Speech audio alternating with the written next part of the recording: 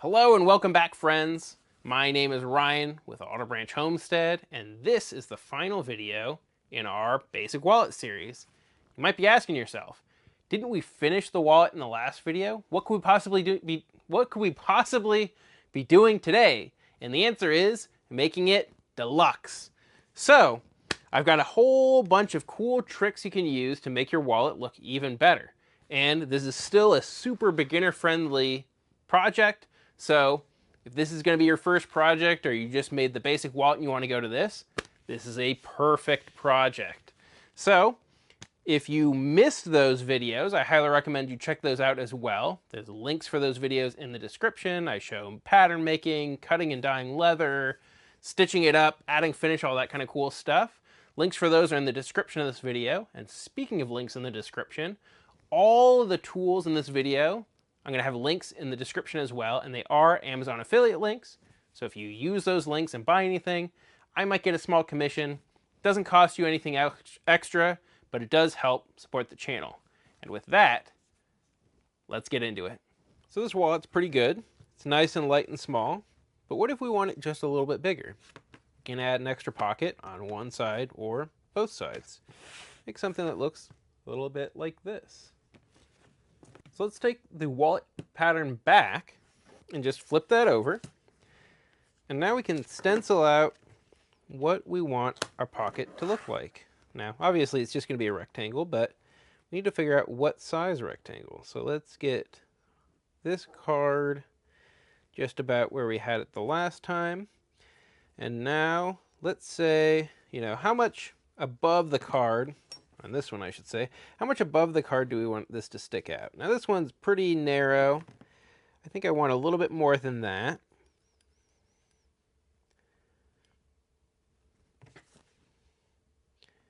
That one's probably 2.5, 2 millimeters, something like that. I'm going to go about double that. So I've got 4 millimeters there. And just like last time, we're just going to scratch a line along there.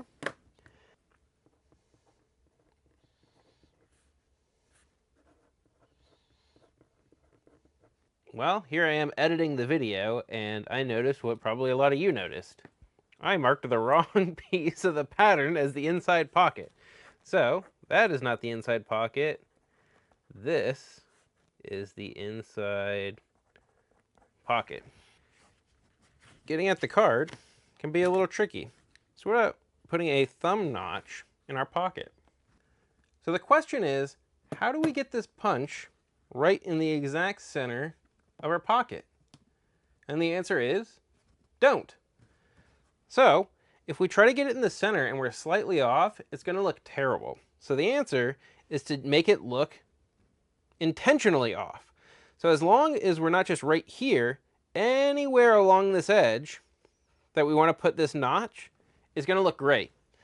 So I'm going to just put this right in the corner because I don't know if I've ever seen somebody do that and it looks really cool. So that's what we're going to do.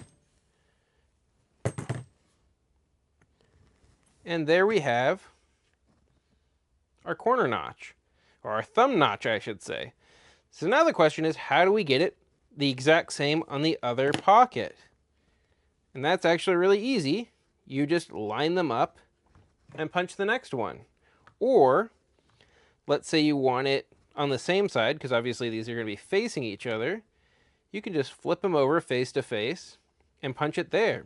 Or you could decide to just have a thumb notch on one side and not the other. Let's say you want to put your ID on one side and your credit card on the other.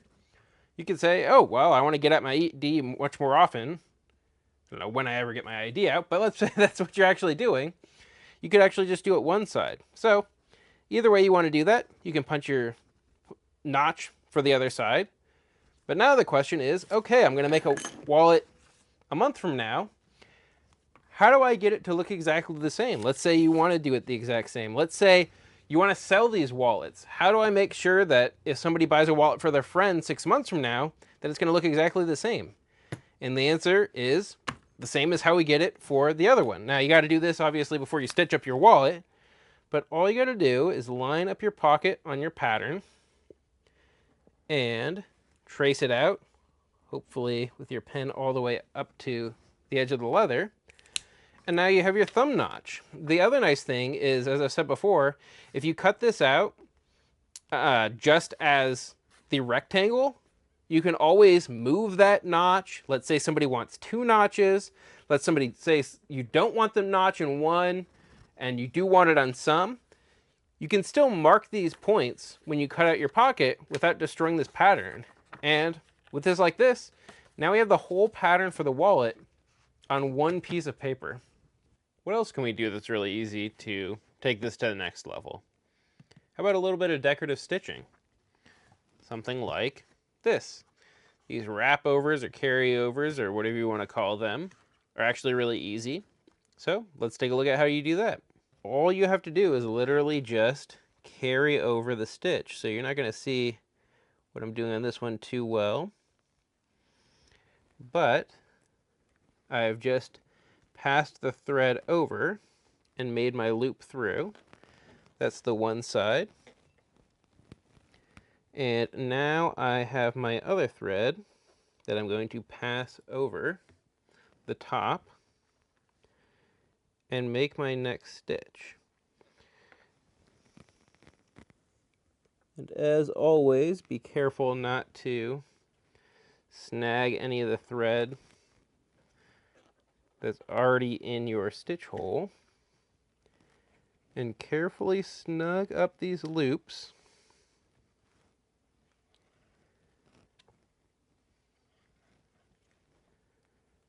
until they are just how you want them. The other trick here is that you want these loops side by side. So when you pass your needles over on the one side, you want to catch this side of the thread when you're going through the hole, or not catch, go on this side of the thread as you're going through the hole. And then when you're on this side carrying over, you just want to be on the other side. And this could be vice versa, whichever way your thread's going, but long story short, make sure you're not going from this side to this side on the thread or this side to this side. You want to make sure if I'm going over, if this thread is going over on this side, keep everything on this side. And if this one's going on this side, keep everything on that side. And then you can just march along, and however many of these you want to do, you can do. If you're going to use a lot of these, you need to adjust your thread length.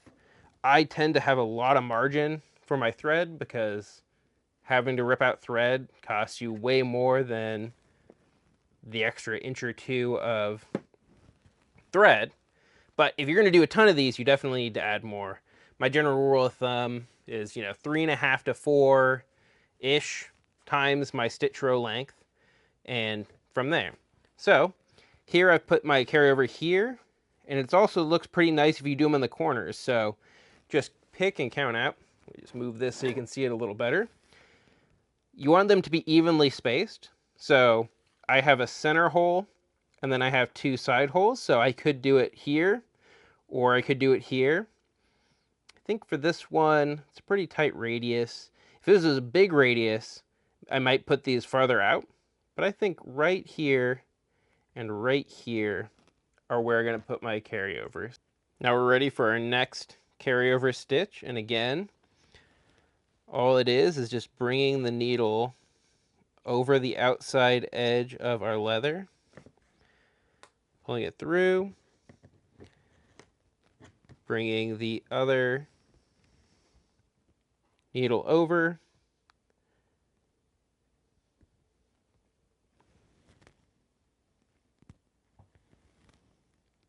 and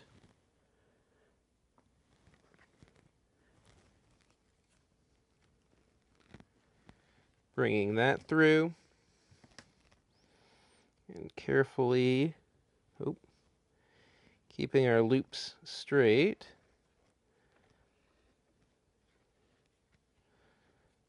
snugging up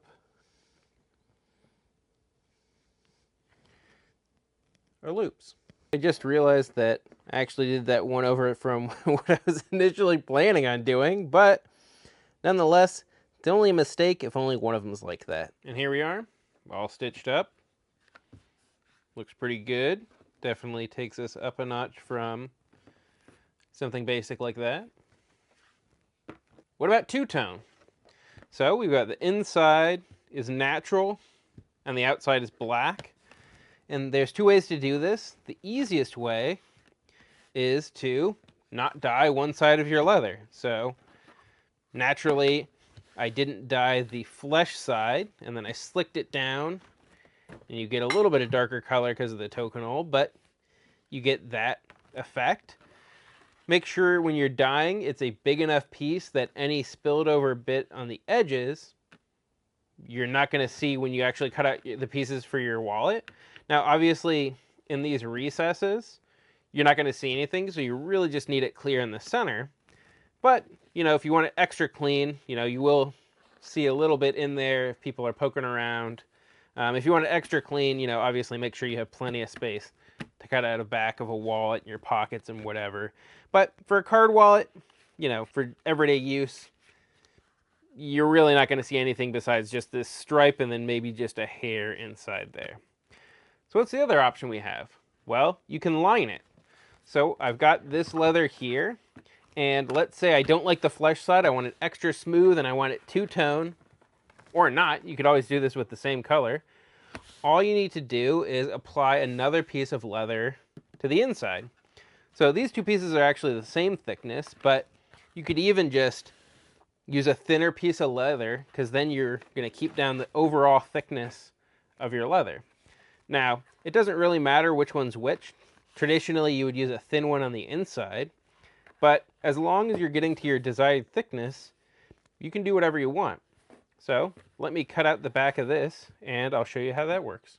All right, now that we've got our back blank cut out, all we got to do is glue on our liner.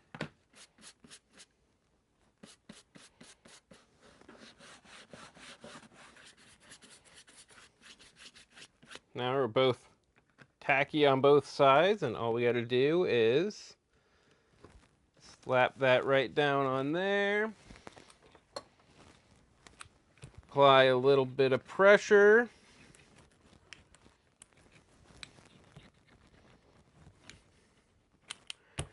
Now all we got to do is trim the excess off of the sides.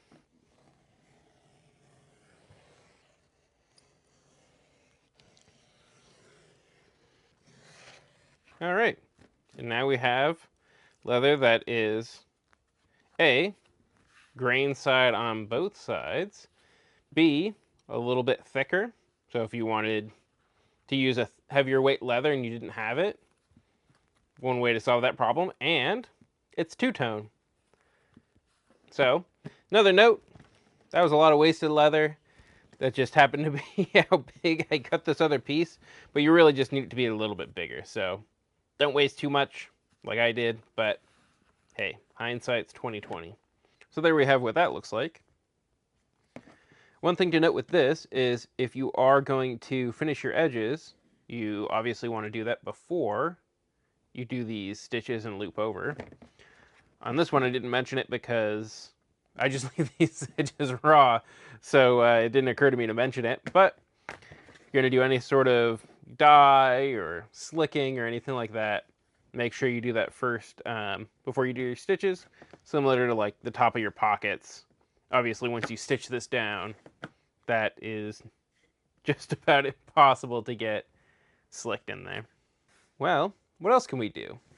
Let's say you want black stitching on the outside and white stitching on the inside. The question is, how do you do this? This is saddle stitched, and it's both ends of the thread going back and forth through here. How do you get a different color on the outside than the inside, or vice versa? And if you hadn't guessed, it has something to do with the thread being the same color as the leather. And all I did, double check this is the right marker, is I just used the dye marker on my thread after I stitched it up. That's all there is to it. And I gotta be honest, the way I figured this out is I was doing my edge dye and I slipped And I figured, hey, why not? Let's give this a try. And yeah, it totally works. You can totally dye your thread after the fact, and now you got two different colored threads, one on the inside and one on the outside. We went from this nice basic pattern, easy to do, a little bit of contrast stitching, and that's about it, to adding extra pockets, cutouts, fancy stitching, two-toned, lined back, and even two-tone thread. And there we are with our basic wallet, Deluxe, and a whole bunch of other versions that I made. So I hope you guys had a lot of fun with me when going through all these videos. I certainly had fun making the videos, making the wallets, all that kind of stuff. The main reason why I do leather work and make these videos is just for fun, so I hope you guys are having as much fun as me. If you haven't liked the video or subscribed or done any of that good YouTube stuff, definitely do that now. If you have any questions, comments, anything like that, throw those into the comments. If you have other projects you'd like to see me make, let me know. I'll see what I can do. I love making wallets, you know, do a little bit of leather carving. Hopefully we'll have some leather carving videos soon. And thanks for watching. I'll catch you on the next one.